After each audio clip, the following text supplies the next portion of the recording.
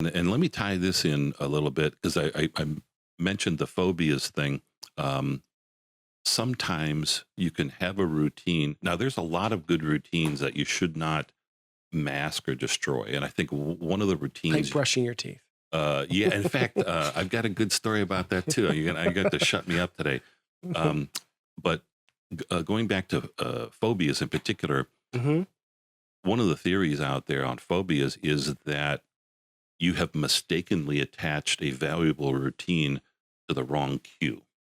And the most extreme example I can tell you is um, a fear routine is a good thing for a human to have because there are certain things you should be afraid of. If you start Right. hearing gunshots in the neighborhood, you should probably be afraid enough to seek cover, Right. protect yourself, live another day, or take out the shooter, whatever personality type you've got. But that's a routine that you wouldn't want to destroy. You'd want to have that in your arsenal of being able to fight or flee or whatever it took to survive. Right. Occasionally, you will find someone that'll attach that very valuable routine to a really stupid cue. And the most extreme example I can tell you is I remember seeing a talk show in the 80s. I think it was Maury Povich, but don't quote me on that, where they had these people with odd phobias. And one of the oddest ones, there was a guy who's afraid of pickles. and nobody believed him. But I think if you search in the internet, you'll find the guy that was afraid of pickles. I believe it, yeah. And I don't think they believed him. So they taunted the poor man by having him out interviewing about this. And then sure enough, they bring out a jar of pickles. And this guy is screaming and running off stage. He is deathly afraid of pickles. Wow. So you have the cue is a jar of pickles. And the routine is this fight or flight routine. The cue should have been harmless. The routine, definitely don't want to get rid of that. Yeah.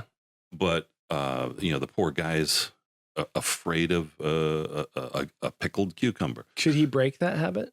Yeah, absolutely. In fact, does he have to go through hypnosis to do that, or do you think it's one method? But there's a lot of methods to do it. But there are therapists now that work specifically on phobias and specifically on habit reformation.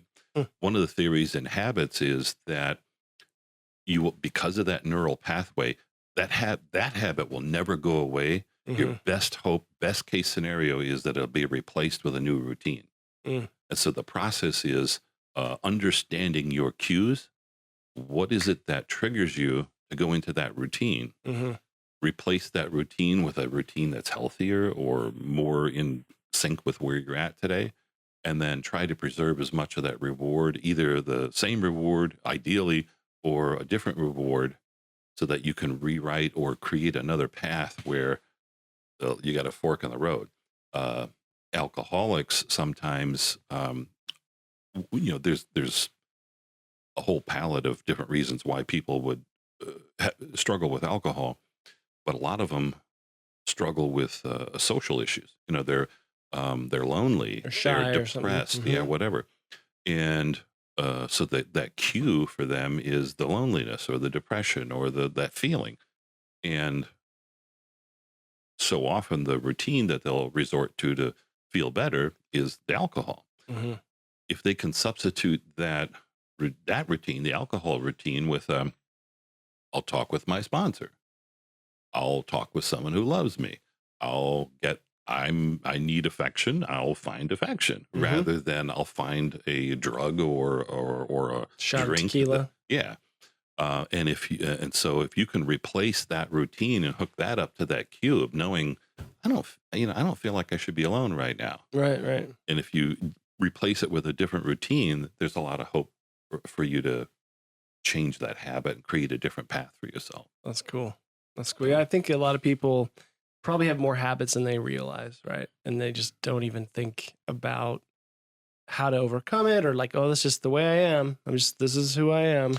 I think that there's a lot of cultures and belief systems where people think their life is predestined, but if they looked at individual habits of theirs, it's like, no, you could fix that if you wanted to.